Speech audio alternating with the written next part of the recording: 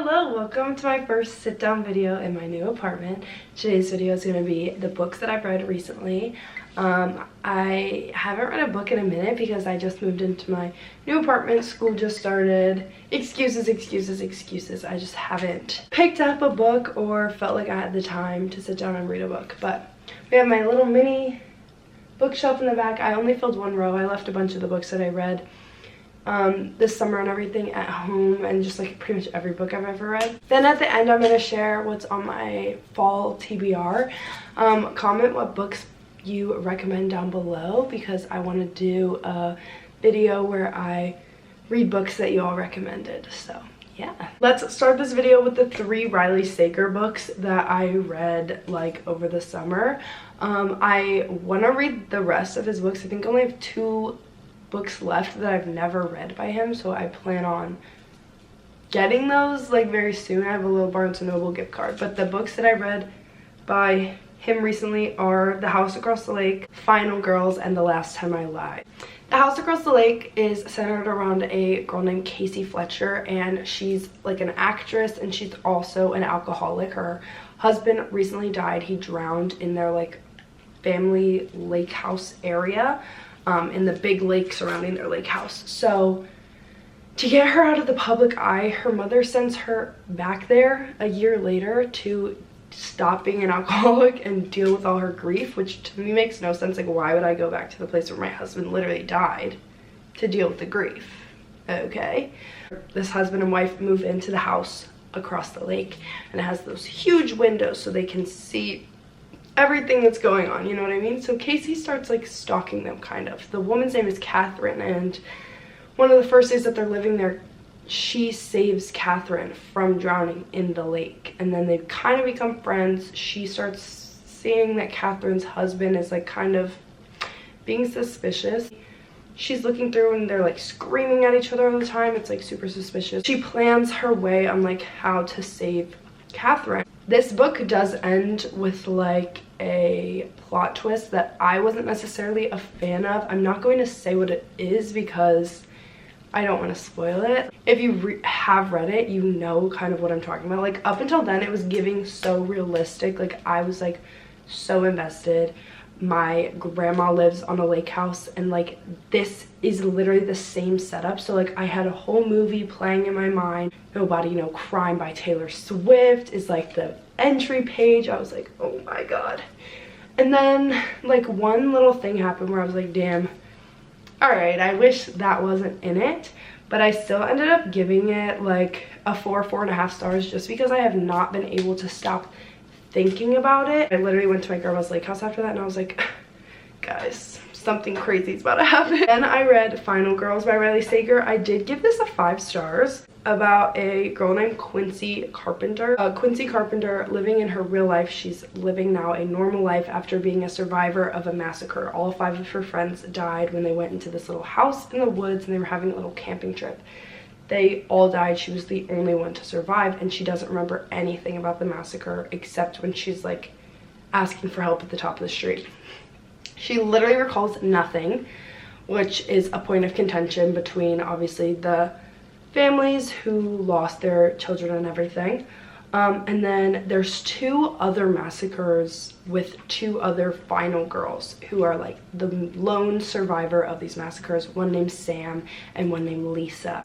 Like none of them have ever met up before, and then one day Lisa dies like randomly and Sam shows up at Quincy's door and is like, it's time we met, like blah blah blah, like especially after Lisa dies, but it was a suicide, right? But like we're a little sussed out by the whole suicide idea. Sam is very like pushy, trying to get Quincy to like remember what happened, and like Sam's kind of mad that Quincy's living this like normal life and like isn't still haunted every day by what happened. So she's a little angry. She's trying to like get it out of her, and then some crazy shit goes down. And that's about as far as I'm going to tell you. Everything from 10 years ago, from this massacre that she survived, finally is starting to resurface, and you'll find out if she can finally remember what happened or all that type of shit. It's crazy. I absolutely loved it. I just love the way Riley Sager's books are just a page turner. Like, I can't stop reading them. Then I read The Last Time I Lied by Riley Sager, which I gave a 4 stars. This reminds me of like a movie or something that I've watched, or like a show. I have no idea. I want you guys to be able to see my shorts. I'm sad. The Last Time I Lied follows Emma Davis.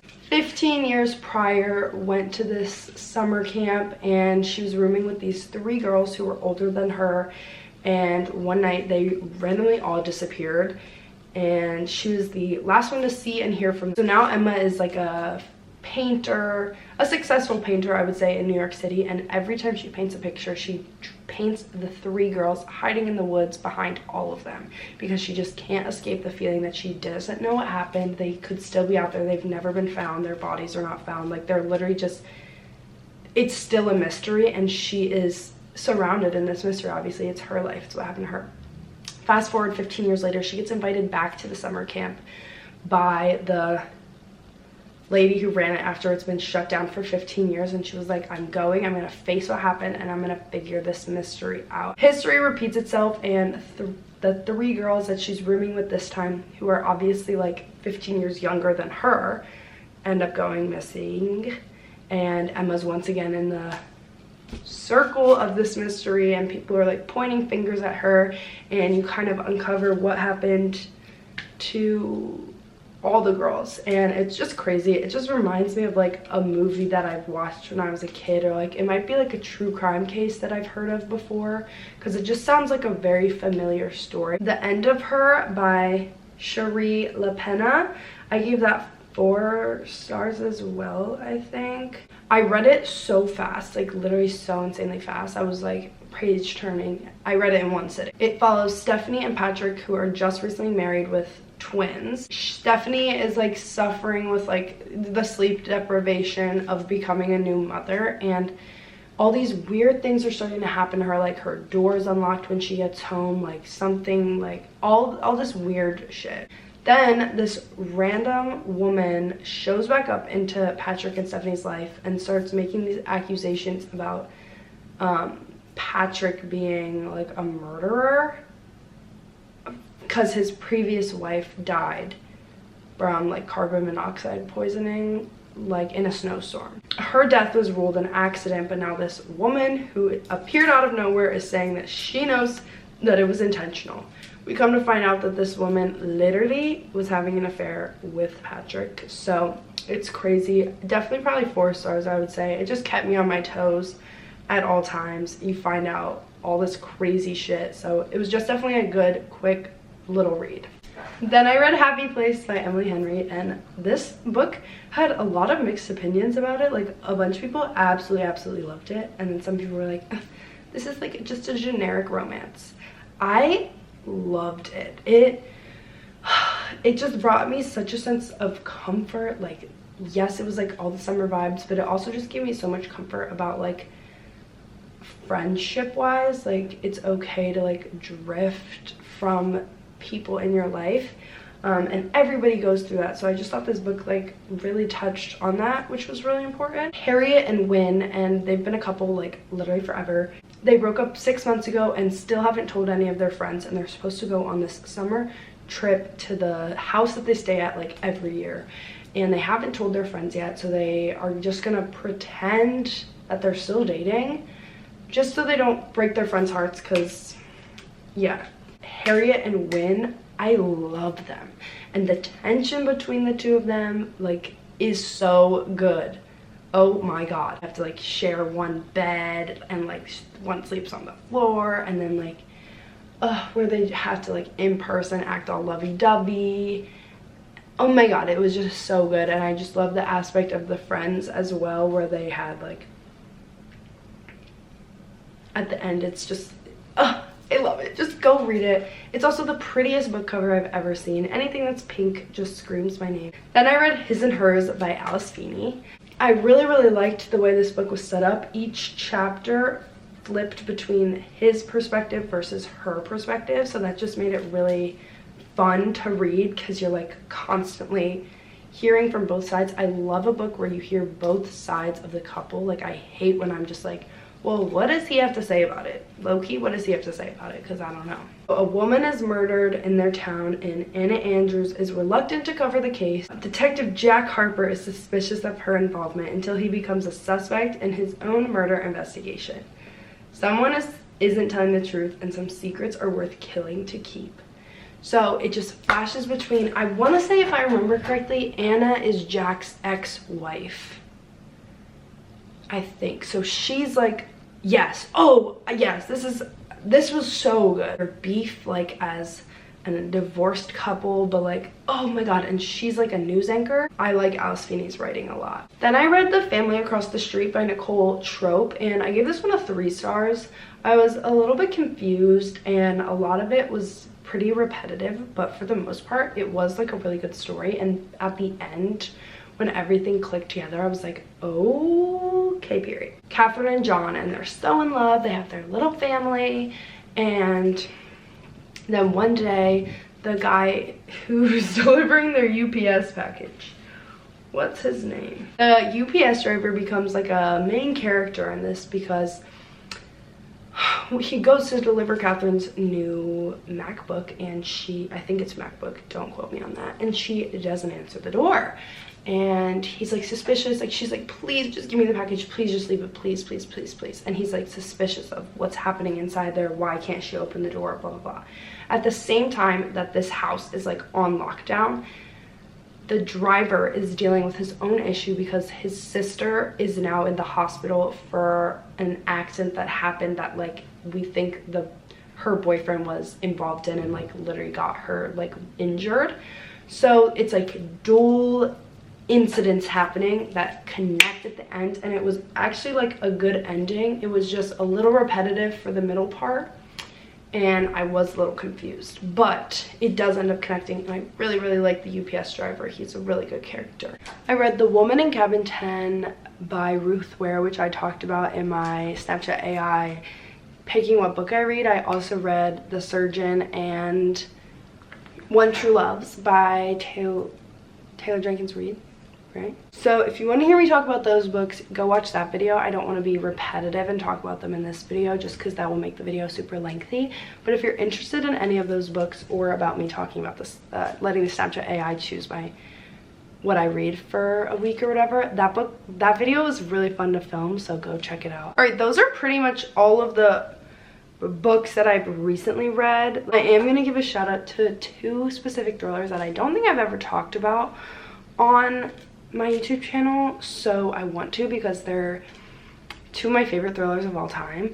One is A Flicker in the Dark by Stacey Willingham. It's about Chloe Davis. When she was 12, 6 teenage girls went missing. Chloe's father is arrested for murdering those 6 girls. For the next 20 years, Chloe and her family like suffered with this crazy traumatic thing that happened in their life. Now 20 years later, another local teenage girl goes missing, then another, and now she's literally reliving this terrible thing that happened to her, and it's almost like these murderers are following her, making her look suspicious enough because it's like, why are they low-key linked to you?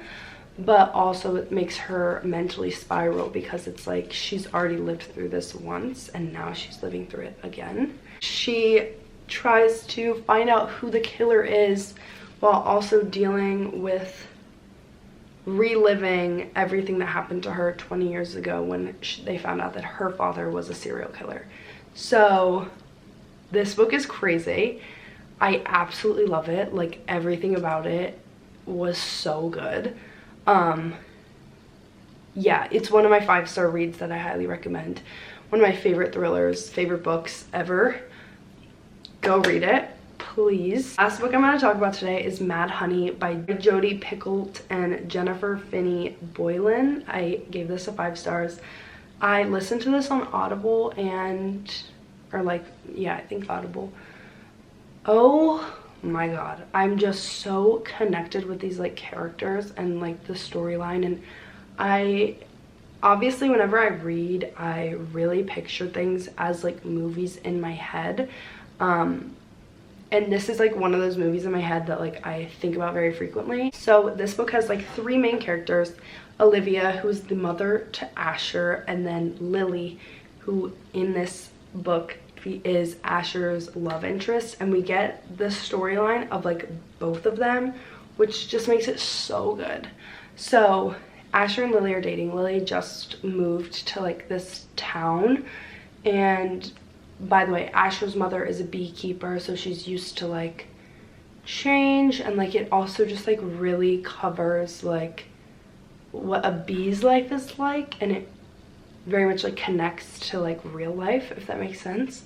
Asher and Olivia fall for each other, and their little love story is so cute. Lily has a secret, and she wants to know if she can fully trust Asher with the secret because it's a big one, and I love that this book touches on that topic. I'm not going to share it because it literally like I was surprised. Like I want everybody to have the same moment to like understand what that is like, and I love the educational topics in this book. But Lily is found dead. Olivia and her ex-husband, who's Asher's father, he was like really abusive. So then when Asher is now being questioned by the police and eventually is the main suspect in her murder, she's like, he would never do that. But then she's like, oh my god, he has his father's DNA, like, oh my god. So she's like, who do I trust, my kid or like my instincts? Like, what is going on?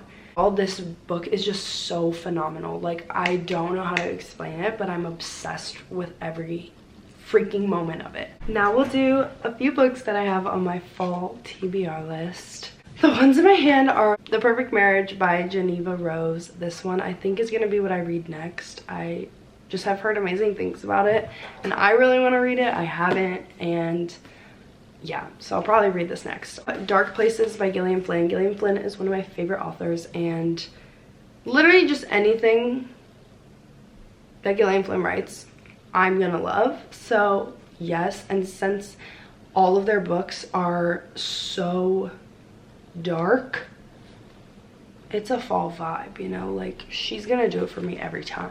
Then we have The Housemaid by Frida McFadden. I don't think I ever read a Frida McFadden book, and I've heard amazing things about her. I have heard very mixed reviews on The Housemaid and The Housemaid's Secret, which I have as well. But I know a lot of her other books are highly raved about, so I obviously want to start with like her most popular one and work my way through them. I have The Family Upstairs by The Family Remains by Lisa Jewell. I read The Family Upstairs by Lisa Jewell. Lisa Jewell is one of my favorite thriller authors of all time, and I think this is a sequel to The Family Upstairs, which I loved, so I need to read the sequel. Then I want to read The Only One Left by Riley Sager. I think that's a new release, so I really want to read that.